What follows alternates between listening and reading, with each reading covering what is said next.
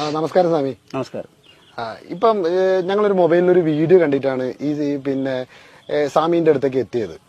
അതായത് പിന്നെ സ്വാമി ഞാനാണ് പത്മനാഭ ക്ഷേത്രത്തിലെ മൂർത്തി എന്നൊക്കെ പറഞ്ഞിട്ട് സത്യത്തിൽ ഒറ്റ ചോദ്യം എനിക്കുള്ളൂ, ആരാണ് സ്വാമി?